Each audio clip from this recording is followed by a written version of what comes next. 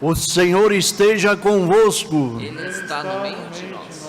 Proclamação do Evangelho de Jesus Cristo, segundo Marcos. Glória a vós, Senhor. Naquele tempo, os discípulos tinham se esquecido de levar pães. Tinham consigo na barca apenas um pão.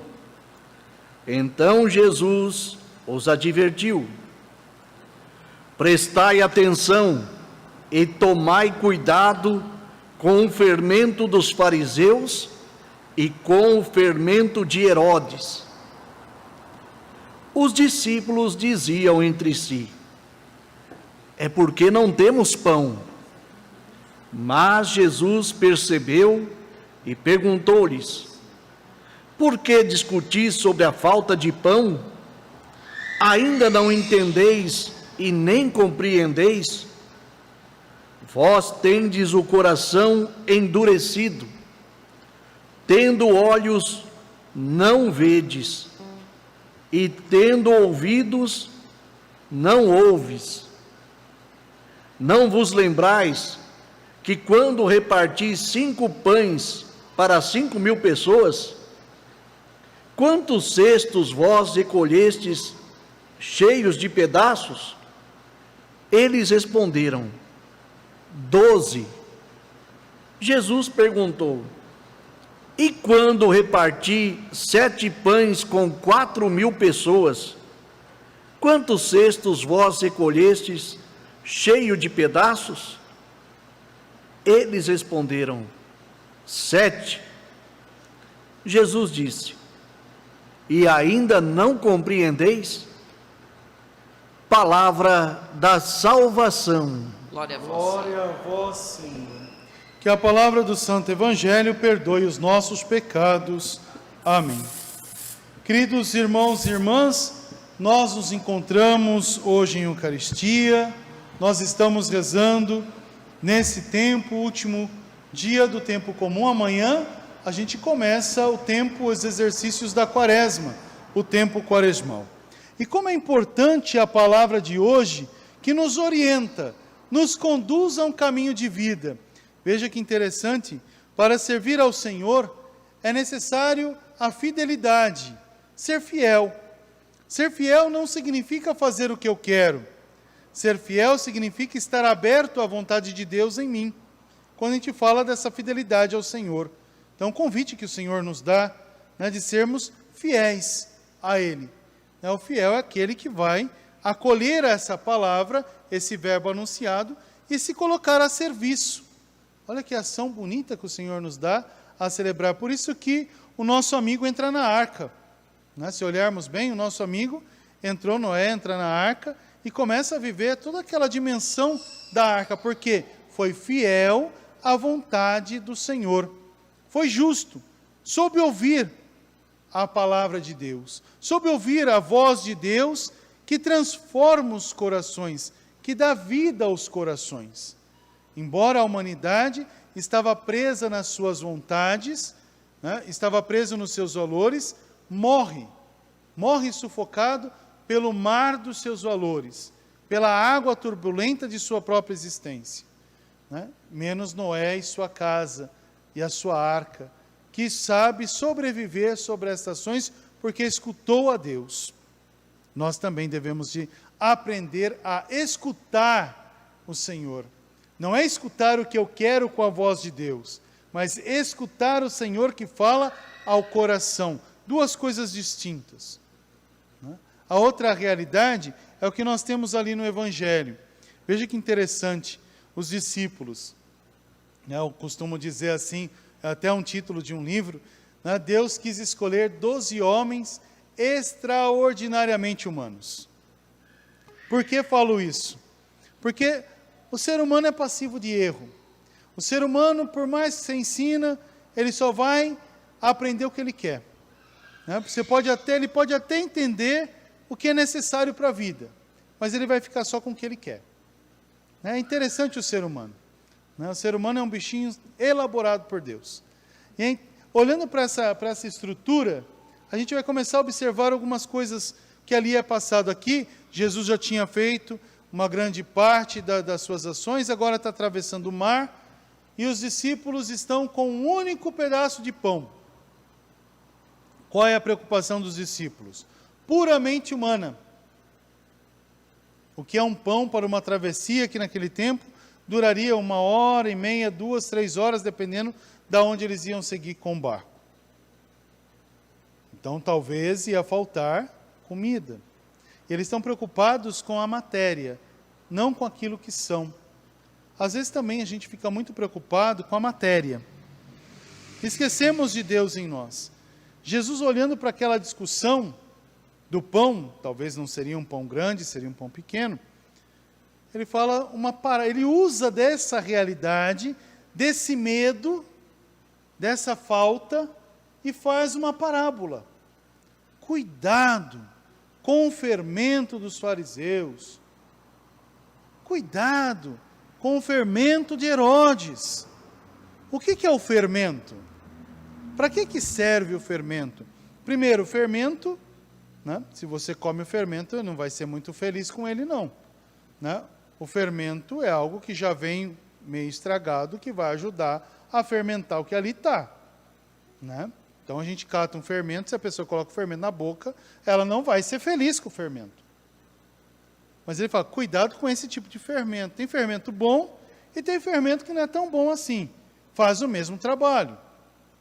Mas o que ele estava falando? Não estava falando do fermento pão, para o pão. O fermento não aparece no pão, mas faz o pão crescer. Não aparece no bolo, mas faz o bolo crescer. Então, até então, tem uma função. O que ele estava querendo dizer para a comunidade? Os inteligentes responderam, ele está dizendo isso porque está faltando pão. Não entenderam nada. Jesus olha com um olhar para eles, parece que um olhar cheio de nervosismo ali, quase com um olhar dizendo assim, puxa vida, vocês são lentos para entender, vocês não acabaram de ver eu multiplicar, aconteceu o milagre dos pães para tanta gente, quantos cestos vocês receberam, arrecadaram de todos aquele primeiro milagre? 12, e do outro, 7, isso quer dizer, vocês receberam a totalidade e ainda não entenderam. A mesma coisa ele fala para a gente. Às vezes ele olha para a nossa vida e fala para a gente, vocês ainda não entenderam? Eu estou com vocês. Eu sou a verdade, o caminho, a verdade e a vida. A quem estás procurando ainda? Eu sou aquele que te dou a vida. A quem estás querendo servir? Eu sou aquele que te trago a alegria. A quem estás a procurar? O Senhor nos dá tudo, gente. Essa é a certeza. A quem estás a procurar?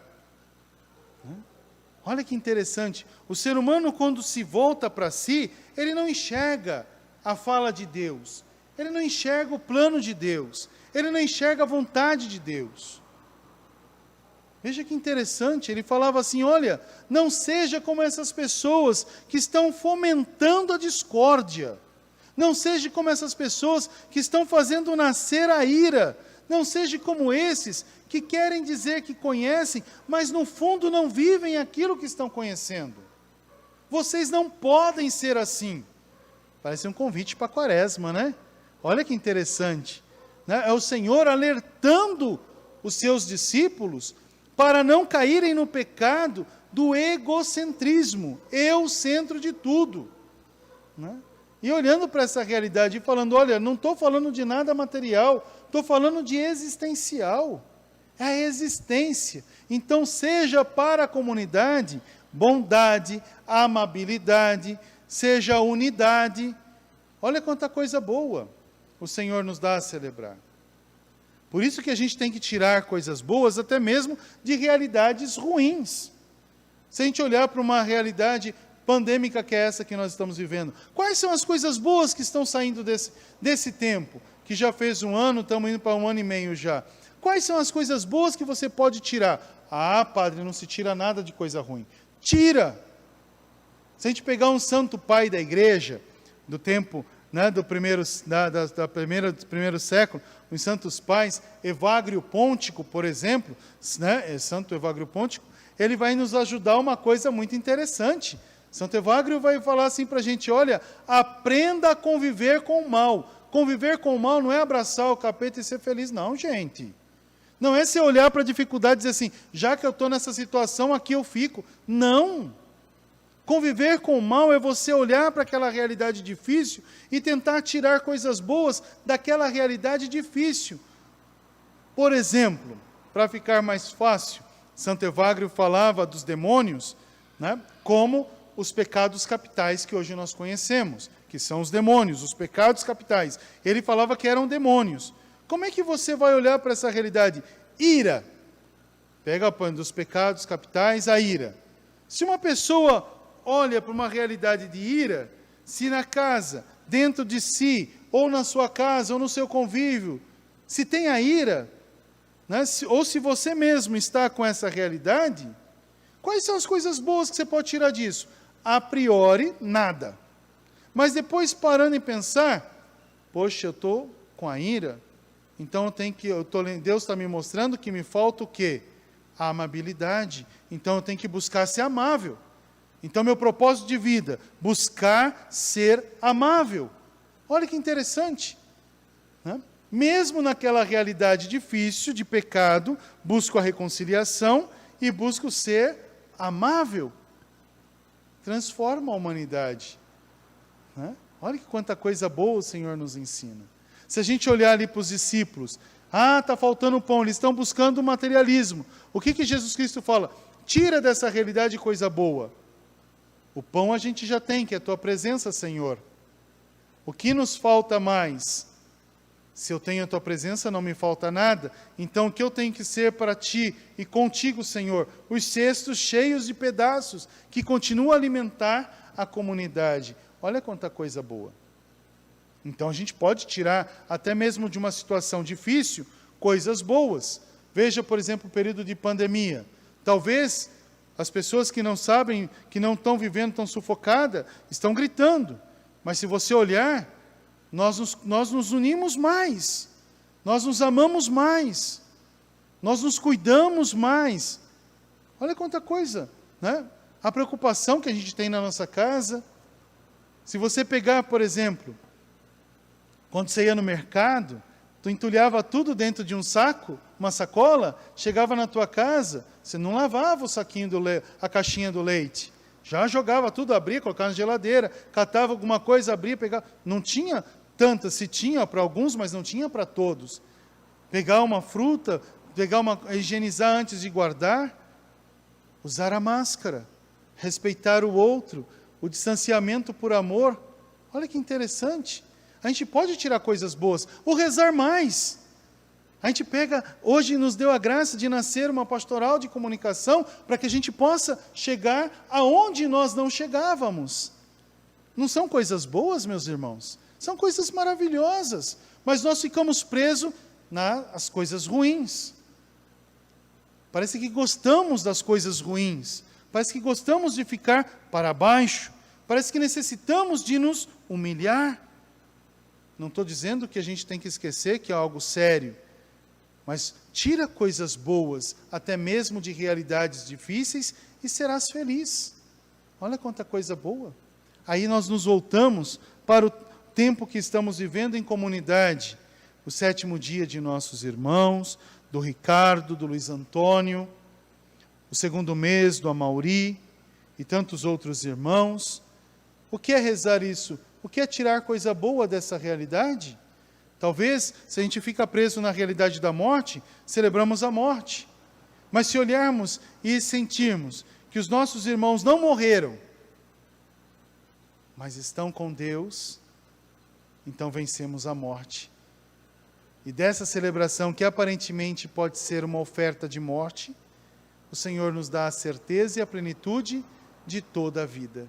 Nossos irmãos são vitoriosos no Senhor, venceram em Deus.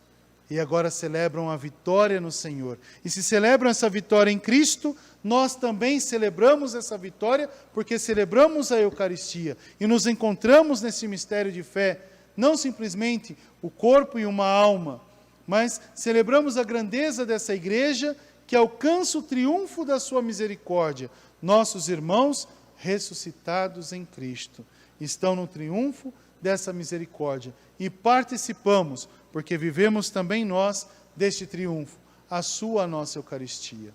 Hoje celebramos os catequistas. O que é celebrar os catequistas se não viver esse tempo de Deus? Tirar desse nosso baú do conhecimento coisas antigas e novas e sempre ser, para os nossos catequizandos, a alegria do Evangelho, a certeza de um Deus que nos faz comunidade, não nos faz grupinhos, não nos faz turminhas, mas nos faz comunidade. Olha que grandeza! E o catequista, por mais que talvez um ou outro tenha a profissão do magistério, todos são catequistas, não são professores de catequese. Sabe que na igreja não tem professor de catequese, tem catequista. Homens e mulheres que, assumindo a vontade de Deus, se colocam ao serviço do próprio Senhor, a serviço de Cristo, escutando e ensinando a escutar, vivendo e ensinando a viver a alegria do Evangelho. Por isso que Deus convoca homens e mulheres extraordinariamente humanos para poder estar a serviço da própria comunidade. O único e verdadeiro catequista é Cristo. É Deus. Nossa Senhora é catequista por excelência. E nós, imbuídos deste mistério de fé, vivemos a nossa Eucaristia, vivemos a nossa missão, vivemos o nosso ser catequista. Que Deus nos conceda essa alegria do Evangelho e que a gente possa, os catequistas, acima de tudo, possam ser, acima de tudo, instrumentos de nosso Senhor. Lembra que tu és apenas o pincel, o artista é Deus, a tela é a humanidade, confiada ao Senhor, que será pintada por um instrumento que Ele irá segurar, chamado catequista. Esse é o instrumento bom. Então, que você possa assumir essa certeza, lembrar sempre que Deus é o artista, você é apenas o pincel, a obra é dEle, a graça é dEle, a tela é a humanidade, é o povo que lhe foi confiado. Que Deus os abençoe e vos guarde, que Deus faça dos nossos catequistas homens e mulheres santificados pela graça de Deus. E, acima de tudo, instrumento do Senhor para a edificação das almas. Que Deus os abençoe. Louvado seja o nosso Senhor Jesus Cristo.